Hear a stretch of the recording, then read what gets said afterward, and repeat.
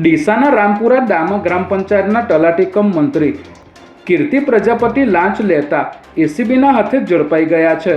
આ કામના ફરિયાદીએ રામપુરા ગામે 15માં નાણાં પંચ અંતર્ગત કરેલ વિકાસના કામના બિલો મંજૂર કરવા માટે મૂક્યા હતા, ત્યારે આ બિલો પાસ કરવા માટે તલાટી કમ મંત્રી કીર્તિ પ્રજાપતિએ 15,000 રૂપિયાની લાંચ માગી હતી, જેથી ફરિયાદીએ એસીબીનો સંપર્ક કરી ફરિયાદ આપતા એસીબીની ટીમે છટકું ગોઠવ્યું હતું, જેમાં તલાટી કમ મંત્રી કીર્તિ પ્રજાપતિ ફરિયાદી સાથે હેતુલક્ષી વાતચીત કરી લાંચની રકમ લેતા રંગે હાથ ઝડપાઈ ગયા હતા।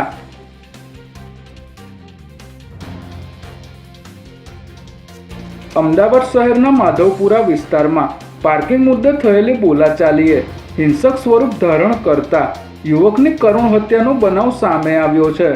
પ્રાથમિક માહિતી મુજબ મિથિલેશ અને આરોપીઓ વચ્ચે 2 વ્હીલર પાર્કિંગ બાબતે બોલાચાલી થઈ હતી, જેમાં બોલેરો પિકઅપ ડાલુ ચલાવતા ઇન્દ્રજીત પટેલ, આકાશ પટેલ, લાલી પ્રસાદ અને આકાશ રાઉત સાથે થયેલી આ બોલાચાલી થોડી જ વારમાં ઉગ્ર બની ગઈ હતી, જે બાદ આરોપીઓએ ગુસ્સામાં આવીને મિથિલેશ પર પાઇપ, લોખંડના સળિયા અને બેલ્ટથી હુમલો કરતા તેમનું કરુણ મોત નીપજ્યું હતું। ત્યારે માધવપુરા પોલીસે ગુનો નોંધી આરોપીઓની શોધખોળ શરૂ કરી છે।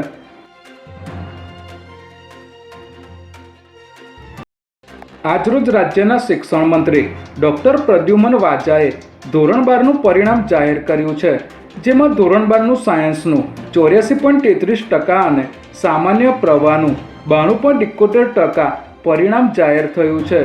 સાથે જ ગુજકેટનું રિઝલ્ટ પણ જાહેર કરવામાં આવ્યું છે। સામાન્ય પ્રવાહમાં અમદાવાદ શહેરનું સૌથી ઓછું 87.10% પરિણામ આવ્યું છે। આ બોર્ડની પરીક્ષામાં મોરબી જિલ્લાનું સૌથી વધુ 94.85% પરિણામ આવ્યું છે, જ્યારે સૌથી ઓછું પરિણામ દાહોદ જિલ્લાનું આવ્યું છે। ત્યારે પરિણામો જાહેર થતાં વિદ્યાર્થીઓમાં ખુશીનો માહોલ જોવા મળ્યો છે, જેમાં વિદ્યાર્થીઓએ એકબીજાને મોઢું મીઠું કરાવી ઉજવણી કરી હતી।